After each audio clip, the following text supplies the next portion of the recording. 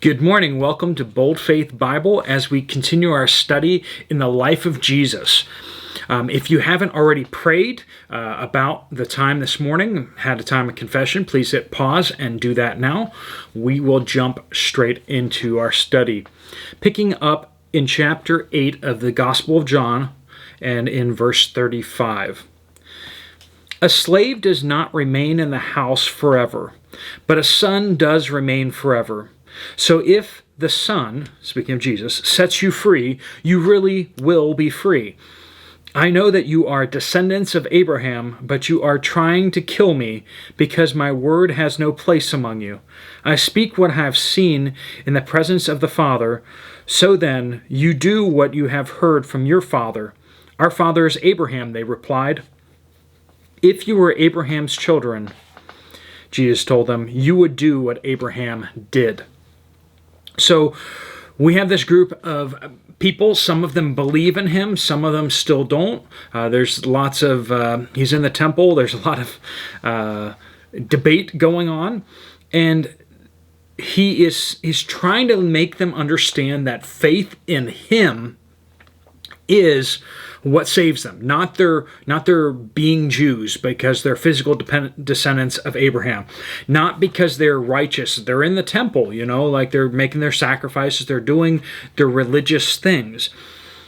Jesus is saying that your faith in him and walking in that faith is what saves you, not all these other things. So there's this conversation about who is their father.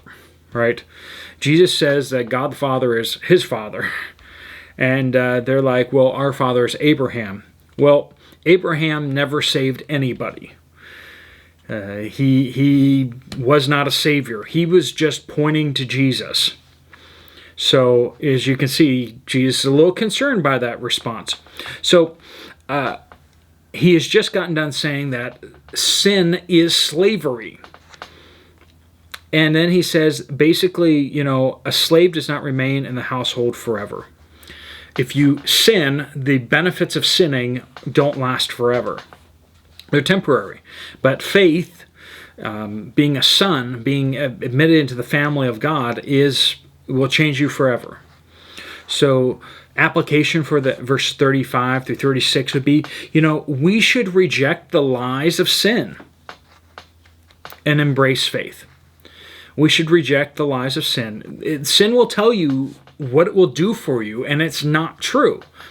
It may do that for a tiny, tiny little bit of time, but then it's over, and the consequences will last forever. Do you want to be a slave, or do you want to be a son? All right? Do you want to be a slave, or do you want to be a daughter of God? That's the question before you.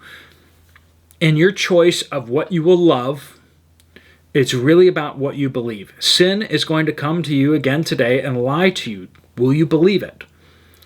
Jesus has come to share you salvation. Do you believe him?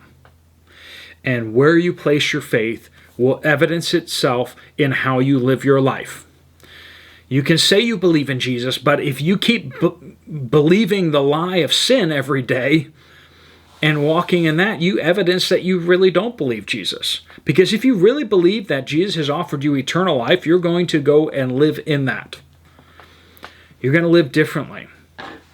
You're going to walk with God and live in his presence by walking in obedience to him.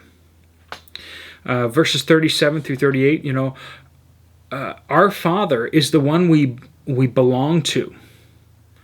Whether it's Satan or whether it's God the Father, right? Let's read that again. I know that you are descendants of Abraham. So I know you're physically Jews. I know you're physically descendants of Abraham. But you are trying to kill me because my word has no place in you. I speak what I have seen in the presence of the Father. Speaking of God the Father. So then, you do what you have heard from your father. So God the Father is saying, say these things, and Satan, their father, is saying, kill him for this, right? So whether they're trying to kill him or whether they're trying to accept his teaching and hear it, really speaks to who their father is. Which family are they? Are they still a slave to sin, or are they, coming into God's family? So application there is we should be careful who we submit to. Do we submit to sin, or do we submit to faith? That's a question. And it's not a question that you can verbally answer. It's a question where we look at your life and we'll see by how you live your life what the answer is. You can see what the answer is by looking at your life. What did yesterday look like? What will today look like? Will you walk by faith, or will you keep believing the lies of sin? That will show which family you're in, or who is your father. Verses 39 through 40. Our father is Abraham, they replied. And Jesus says, if you were Abraham's children, Jesus told them, you would do what Abraham did. Now, what did Abraham do? He believed God, right? He walked by faith. God made promises to him, and he believed them. And because of that, he walked and wandered the earth for the rest of his days in the land of Canaan, believing that God would give him and his descendants that land. But sinners often think that they are saved by what family they belong to or what good works they have done. But point of application here is we should focus on the nature, the want to. What do you want to do? Do you want to follow God, or do you want to follow sin? It's one thing to be duped. It's another thing to really be duped and to enjoy being duped, right? Do you love sin, or are you grieved every time that you sin? When you do what is right, do you grieve doing what's right, or do you delight and rejoice in doing what's right? That tells you where your heart is.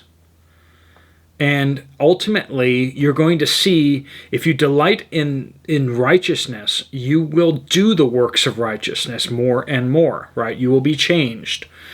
If you delight in sin, you will stumble and fall deeper and deeper and deeper into sin. What is the course of your life? Because by that we can tell whether you are a child of God, redeemed by Jesus' blood, or whether you are still a child of Satan, enslaved by him, and ready to share in the consequences of that. All right, folks, let me pray over you as you head out today. Dear Heavenly Father, I pray that you would bless each person listening to this video, that you would bless them in Jesus' name, that your Spirit would impress these words from your Scripture upon their hearts, that they would hear and see how their lives should change, that they would follow you in spirit and in truth. Lord, I pray these things in the mighty name of Jesus. Amen. God bless you all. If you have time to check out some more Bible studies and you want to check those out, there's a couple playlists right here. Otherwise, I will see you later. God bless you all.